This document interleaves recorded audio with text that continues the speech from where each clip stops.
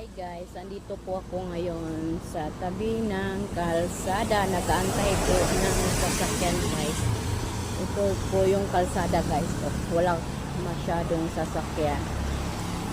Kasi mga 15 minutes na po ako dito nag-aantay sa kalsada guys.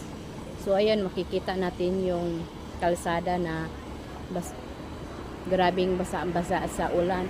Kasi galing po nag-ulan ngayon dito sa amin guys. So guys, oh,